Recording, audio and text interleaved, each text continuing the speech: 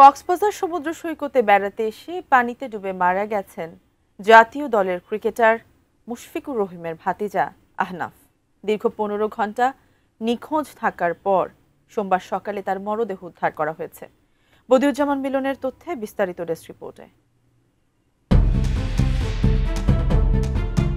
গত 7 সেপ্টেম্বর রবিবার বগুড়া থেকে বন্ধুদের সঙ্গে কক্সবাজার ভ্রমণে আসেন জাতীয় দলের ক্রিকেটার মুশফিকুর রহিমের ভাতিজা আহনাফ। রোববার দুপুর 2:30টায় কক্সবাজারের সুগন্ধা পয়েন্টে দুই বন্ধুর সঙ্গে গোসলে নামে সে। কিন্তু গোসলের সময় হঠাৎ উত্তাল ঢেউয়ে আহনাফ সহ বন্ধুরা ভেসে যান। লাইফ গার্ড সদস্যরা দ্রুতই দুই বন্ধুকে উদ্ধার করতে পারলেও আহনাফ সাগরের গভীরে তলিয়ে যায়। এরপর থেকে তাকে খুঁজে পাওয়া যাচ্ছিল না। সব মশার বিরুদ্ধে সুরক্ষা দিতে এলো বসুন্ধরা এক্সট্রিম অ্যারোসল, মশার বিরুদ্ধে এক্সট্রিম সুরক্ষা।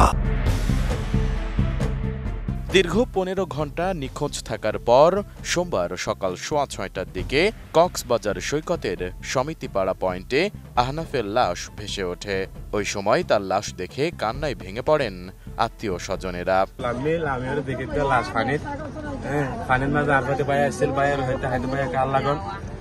তুলি পেলাই পানীটো পাৰা বেছি আহক আইলে চিনিলে মানে মানুষের খবর আত্মীয় স্বজনের খবর পাঠাইব, আত্মীয় স্বজন আইব এবং লাশ চলে যাবে। আমি সকালবেলা ঘুম থেকে উঠে দাঁত ব্রাশ করে বিচি নামতেছি, বিচা নামে দেখতেছি একটা লোক পড়ে আছে।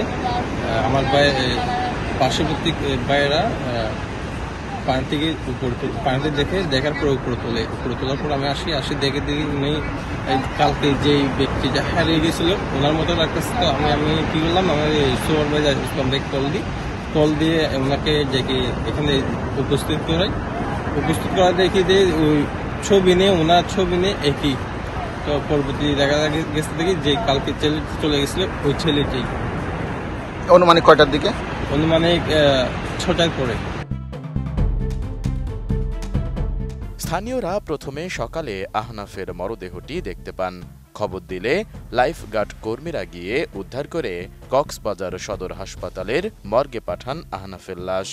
কক্সবাজার জেলা প্রশাসনের পর্যটন সেলের দায়িত্বে থাকা সহকারী কমিশনার মোহাম্মদ আজিম খান গণমাধ্যমকে জানান, ঘুরতে এসে আহনাফ সাগরে ভেসে যায়।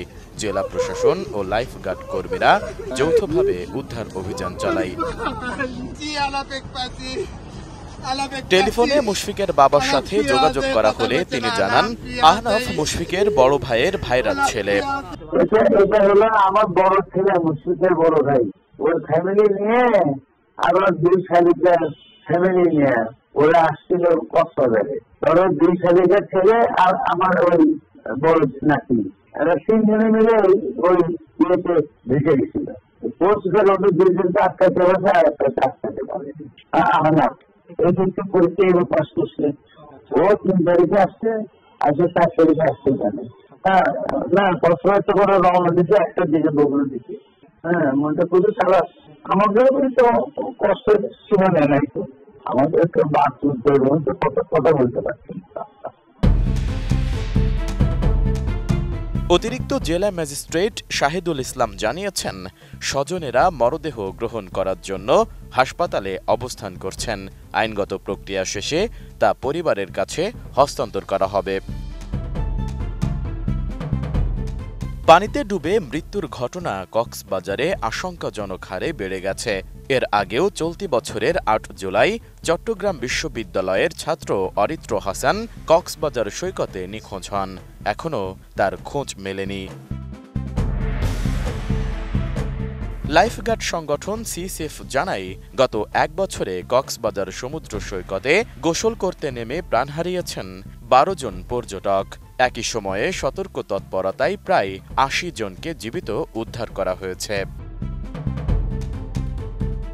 বিশেষজ্ঞরা বলছেন, পানিতে ডুবে মৃত্যু এক ধরনের নীরব মহামারী, যা প্রতিরোধযোগ্য হলেও সচেতনতার অভাব, সাঁতার প্রশিক্ষণের ঘাটতি ও কার্যকর পদক্ষেপ না নেওয়ার কারণে প্রতিবছর প্রচুর মানুষের প্রাণহানি ঘটছে।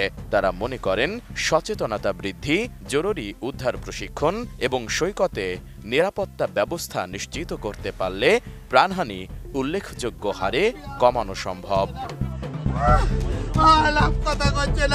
Desk report, ATN news.